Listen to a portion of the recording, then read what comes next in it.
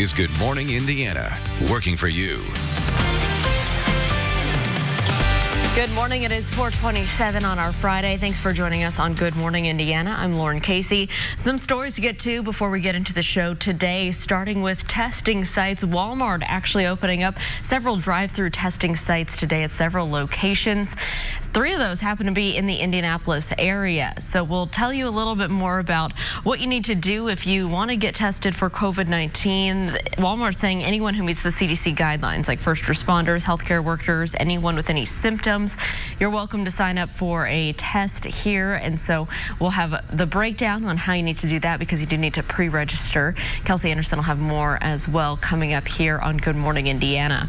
Before we get to that story, though, we do want to get a check of our forecast. We had some storms move through yesterday, Todd, and thankfully the warm weather came along with it. Such a difference it makes, even if we have some storms out there. It's nice that we're finally warming up this May.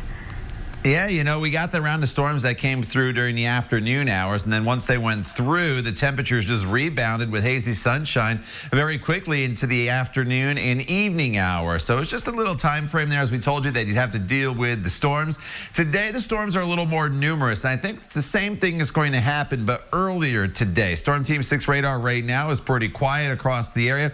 Temperatures are still sitting in the 60s and 70s, so it's a nice mild morning for us.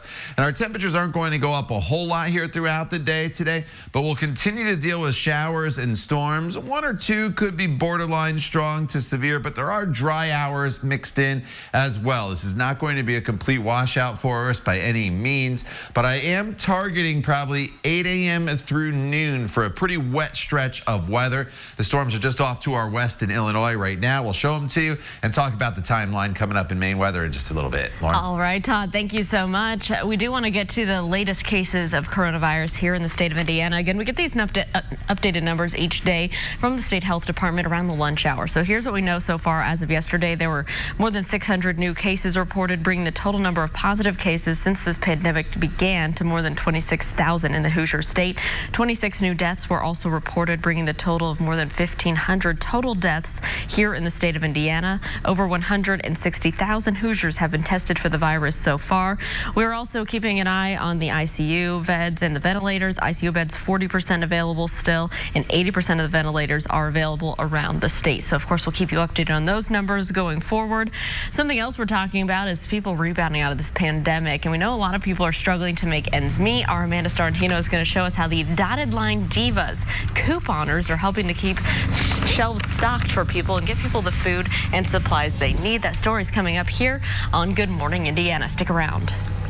This is Good Morning Indiana, working for you. Now at 4:30 on Good Morning Indiana, Walmart is launching 6 new COVID-19 testing sites across the state today. We're breaking down what you need to do to get tested. Plus, the SBA and Treasury Department are issuing new guidelines on the Paycheck Protection Program, what businesses need to know about these new changes, and honoring a fallen officer while helping young children and their mothers who are behind bars. The donations that are needed right now more than ever. But before we get to our top stories here, it is Friday. We want to wish you a good morning from the team here at Good Morning Indiana. I'm Lauren Casey. Todd Clausen is social distancing, working from home. We do have a Storm Team 6 alert day, and we could see some action this morning as you're maybe heading out to work, Todd. Yeah, Lauren, already seeing some rain starting to develop just north of Lafayette across the area. And this rain is going to drop down to the south and move off to the east as well. Here's a live look at Storm Team 6 radar. And you can see some of these downpours already north of Lafayette. And this is what we'll continue to see develop. There's no lightning here. This is not severe, but from Fowler to Monticello over to the Round Grove area back towards Rensselaer, we're dealing with some pockets of moderate rainfall. And then look at back off to our west. This is a very similar setup to what we saw yesterday afternoon with the line of storms in Illinois. This will head towards central Indiana throughout the morning hours. When it arrives here, it should mostly have lost its lightning, I think. But there could be some definitely heavy rainfall approaching the area by 8 a.m. And it remains a little wet through about the noon hour, and then that wave moves off. And then we get more dry hours during the afternoon hours compared to this morning. We're already in the 60s and 70s. These temperatures will go up a couple more degrees into the low to mid 70s here, with the storms becoming a little more spotty this afternoon.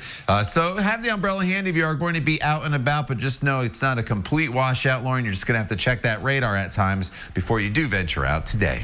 All right, Todd, thank you so much. Let's take a look right now at your roads if you are heading out the door really early on this Friday. This is I-74 and Post Road. You can see traffic here is pretty light this morning, traveling up to speed. We'll keep you updated if there are any issues that you may run into for your morning drive. Well, Walmart is opening new drive-through COVID-19 testing sites at 6 Indiana stores today. That includes 3 Indianapolis locations. Now, the site allows anyone who meets CDC and state and local guidelines to be tested. So that includes first responders, healthcare providers, and anyone else who has symptoms of COVID-19. The testing sites will be open Mondays, Wednesdays, and Fridays. You do need to make an appointment online, though, so you can find a list of locations and figure out how to make an appointment at our website. Just go to theindychannel.com. Taking a look now at the very latest information from the Indiana State Health Department. 634 new cases of the coronavirus were reported on Thursday. Since the pandemic started, 26,053 Hoosiers have been diagnosed with the virus. The Department of Health reports 26 new deaths. So far, 1,508 people in Indiana have died from COVID-19. 160,239 people in the state have been tested for the coronavirus so far. That means 16% of them have tested positive. The state also says about 40% of the intensive care unit beds in Indiana are available, and of the 60% of the ICU beds currently being used, about 17% of those are being used by COVID patients. Nearly 80% of the ventilators are also available around our state. It's 4:33. We're also continuing to track the very latest on Indiana's unemployment system to make sure that it's working for you as it should.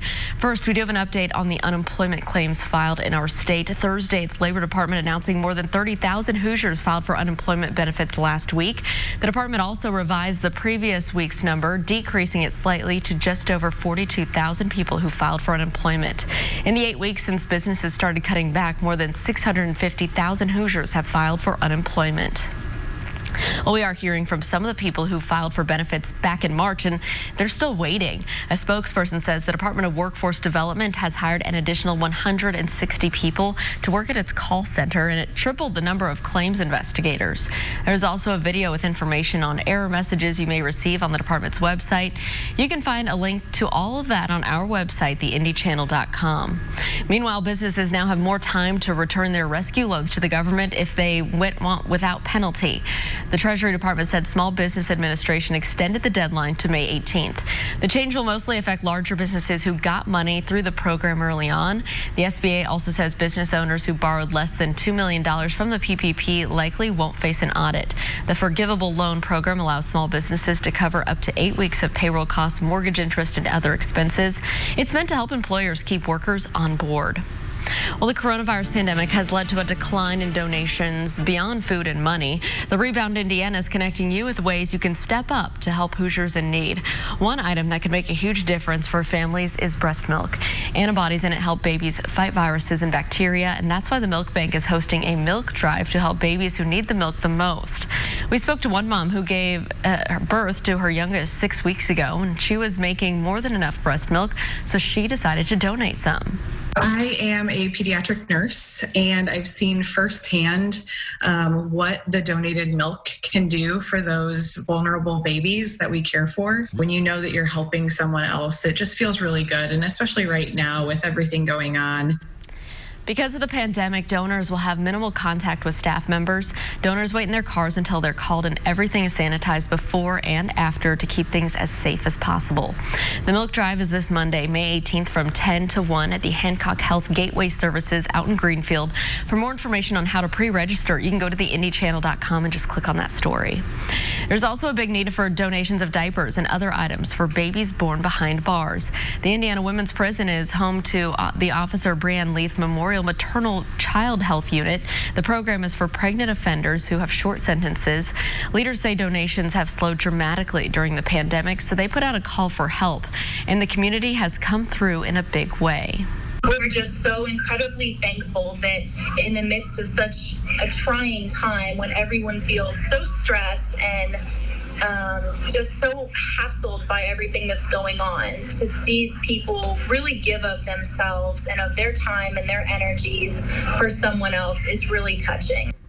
The program was recently named after fallen IMPD officer Breanne Leith, who was shot and killed in the line of duty last month. She also served as a correctional officer in the nursery. The unit still needs donations, so for more information on how to donate, you can go to theindychannel.com and just click on that story. Another area in need of blood donations is Versity Blood Center. They say that Indiana's blood shortage has reached critical levels. The company says current rate of donations has not met hospital demands in the past few days. All blood types are needed, with the greatest being O-negative and O-positive types. O-negative donors are universal blood donors, meaning that their red blood cells can be transfused to all patients. There are several locations across central Indiana, including Indianapolis, Fishers, Carmel, and Greenwood. For more information on how you can donate, just head to theindychannel.com. We have everything you need to know about the COVID-19 pandemic here in Indiana up right now on our website. So that includes the latest numbers and what they mean, frequently asked questions, a list of COVID-19 symptoms, and companies who are hiring. Just go to theindychannel.com/coronavirus. An IMPD officer heard making inappropriate comment after last week's deadly officer-involved shooting is facing punishment. Coming up, the details on the disciplinary actions the department is taking. And there's a chance the coronavirus will turn into a constant threat. Straight ahead, what health leaders are now saying about the lasting impacts of COVID-19. Todd. And Lauren, it's dry right now across central Indiana, but a line of storms off to our west will be arriving here this morning as the sun comes up. We'll talk about if they're going to be severe and how long the storms are going to stick around coming up in your Storm Team 6 forecast. The time now is 4:38. Stay with us. We're back in just a couple minutes. Hiring Hoosiers only on RTV6. An IMPD officer has been suspended and reassigned for comments that he made after the shooting death of Dre John Reed. The comment was recorded on Reed's Facebook Live. In the video, a detective can be heard saying, quote, "I think it's going to be a closed casket, homie," after the shooting. We're told that the officer and the officer who shot Reed are both African American. Police say that Reed led officers on a car chase and then was fatally shot after exchanging gunfire with an officer. IMPD Chief Randall Taylor called the comments, quote, "unacceptable," but he did not give specifics on the disciplinary actions. For safety reasons, neither of the officers involved are being identified.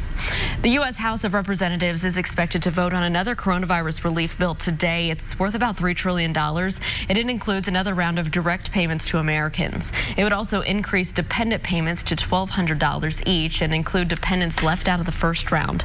The proposal also extends the boost in unemployment benefits until the end of the year. The bill faces an uphill battle as Senate Majority Leader Mitch McConnell has said he's in no rush to pass another stimulus bill until the effects of the first $2 trillion CARES Act approved back in March has been determined. Speaking of Senator McConnell, he's now backtracking on claims he made that the Obama administration did not leave behind a plan to deal with a nationwide pandemic. Those comments were made Monday during an online chat with the president's daughter-in-law, Laura Trump. But on Thursday, during an interview with Fox News, McConnell says he was wrong and there was a plan left behind. In March, Politico first reported a highly detailed instructions left by the Obama administration. The playbook lays out step-by-step questions to ask, decisions to make, and details what federal agencies are responsible for what. Senior Obama officials also led an in-person pandemic response exercise for senior incoming Trump officials in January of 2017. There are at least 302,000 coronavirus deaths reported worldwide now, and with more than 85,000 of them right here in the United States. It's according to Johns Hopkins University. Health officials say the threat is not fading. John Lawrence has more on what the World Health Organization is now saying about the lasting impact of COVID-19. The coronavirus might be here for good. The World Health Organization says it's possible COVID-19 may never go away, and there's no word on when a vaccine will be ready. We can't give an answer to that because it takes time to do these studies, these clinical trials, to see if it's safe and effective. This comes as most of the U.S. is lifting at least some restrictions and reopening businesses. There needs to be a balance of minimizing the risk of resurgence, protecting people while getting the economy going back again. It's not public health or economy. It has to be both. On Thursday, the Centers for Disease Control and Prevention published guidelines to help with the process. But there's not a lot of specifics here, and some of it seems very ad hoc, sort of do it if you can. If you can't, it's okay. I was surprised by this. The CDC also issued a warning about a multi-system inflammatory syndrome in children, or MIS-C, which may be associated with COVID-19 infection. Just like its name suggests, it's a disease that can lead to severe inflammation in the body and even in the heart, in which case it can be deadly. The syndrome has been reported across Europe and in at least 18 states. I'm John Lawrence reporting. Well, this morning, a new warning from the FDA about COVID-19 tests being used by the White House. The agency says there are possible accuracy concerns with the Abbott ID, now coronavirus test. This after recent studies show the test may return false negative reports. New York University researchers found the test to be, quote, unacceptable for use with patients claiming it frequently misses cases of the virus. Abbott has disputed the findings, saying it is inconsistent with other studies. The FDA says the test can still be used, and it's working with Abbott and others to study new data. A valuable tool in the fight against COVID-19 could be one you already own. Researchers at Stanford University and UCSF are looking into whether wearable devices like Fitbits and Apple Watches can help detect early signs of viral infections. One study will look at data collected by Aura Health's wearable ring. It will combine the information with daily symptom surveys to build an algorithm to identify patterns of COVID-19 onset, progression, and recovery. Second study will look at data like ECG and respiration weight from wearable devices. The results from the first phase of both studies are expected in the next few weeks. You may be giving yourself a lot of reasons to give up on exercising right now, but a sports psychologist tells us there's more to it than just staying in shape. Dr. Julie Emmerman says that exercise can help with depression, anxiety, stress, and more. If you've lost motivation because your gym is closed or a race that you've been training for has been postponed or canceled, Emmerman says find new reason to keep going. You can try a group training video platform or challenging a friend to follow a new routine with you. All right, Todd, you may need to challenge me because I've lost my motivation to work out since my gym closed, and I know you're good about getting out there and going for a run, so. Yeah, I did. I went out yesterday. Yeah, yesterday after that rain went through, I got out there and just ran 3 miles through the neighborhood. So come on over anytime you want. We'll run 6 to 8 feet apart, and then we'll go from there. All right, outside right now it's dry, so that's the good news. But rain is heading in our direction as we work our way throughout the course of the day. And some of you already starting to see some of these downpours make their way into your area. Take a look at Lafayette here, just up to the north of you and to the west from Williamsport to Pine Village, Round Grove to Monticello. We're dealing with some heavier downpours, and if you look real close here in the Monticello area there, you could see one little lone lightning bolt, and there's the chance of a few thunderstorms and thunder and lightning mixed in with this line of storms as it starts to approach the area, but overall we're not anticipating a lot of severe weather with this first round this morning. But you can see that rain moving into northwest Indiana. I'll expand out a little bit for you here, and you can see that we are dealing with line of storms stretching all the way back down into portions of Missouri. As we go over to TrueCast, watch as this rain starts to make its way into the area. This is going to arrive as we get into the course of the afternoon hours, or in the morning hours rather. By 8, 9 o'clock, we're dealing with some scattered rain off to our west. This will start to make its way through the area during the morning hours, shifting off towards the east as we get closer to the noon hour. And then eventually, as we get into the afternoon hours, everything becomes a little more scattered in nature. We'll never completely take the rain out of the forecast today, but it becomes more scattered in nature. That is the good news going forward. If you do have plans or you want to get outside for that walk or the run at some point here throughout the day today. As far as the severe threat, the eastern half and southern half of the state is under the slight risk for, or the marginal risk rather, of severe weather. The slight risk was yesterday. We had no severe weather materialize, but an isolated storm could be borderline strong to severe. Once again, we are looking at wind being the main threat as some of these storms start to make their way into the area. Now, temperatures today, they are in the 60s and 70s already this morning. We're not going to see a big temperature jump throughout the day today, but we'll see these temperatures climb up into the low to mid mid-70s for just about everybody across the area, with that threat of showers and a few thunderstorms. Going forward in this forecast, tomorrow is similar to yesterday. There could be a period of thunderstorms, but a lot of dry hours, a lot of filtered sunshine, and a high rate around 78 degrees. If you keep the rain away tomorrow in your neighborhood, you're pushing 80 degrees easily. Sunday's like today in the sense that the showers and storms will be a little more numerous across the area. Then going forward in this forecast, a little cooler to start next week with temperatures in the mid to upper 60s, but not all that bad. And then back into the 70s, Lauren, as we work our way into Wednesday and Thursday. All right, Todd, thank you so much. Here is a live look right now at traffic as you're heading out for your Friday. This is downtown I-65, a look here near Washington Street. You can see that traffic is moving along up to speed, both northbound and southbound between the splits. No major issues. And good news, in case you didn't notice, we do have the eastbound lanes of I-70 back open between downtown and the east side. So that's great news if you're heading out the door today or over the weekend. The westbound lanes will remain closed over the weekend, so keep that in mind. Netflix is coming out with a new docu-series on the late disgraced multi-millionaire financier Jeffrey Epstein. It's based on James Patterson's best-selling book, Filthy Rich. Epstein is accused of having sex with underage girls and running a sex trafficking ring. The docu-series chronicles the tale of abuse and Epstein's alleged network of exploitation with stories from survivors. Epstein died from apparent suicide in jail last year as he faced potentially spending the rest of his life in prison. Jeffrey Epstein, Filthy Rich, will be out May 27th. Caesars Palace in Las Vegas is preparing to reopen its doors. A video released to Caesars workers and the public shows some of the changes visitors will see there. Employees will use electronic sprayers to disinfect dice, slot machines, and elevator banks.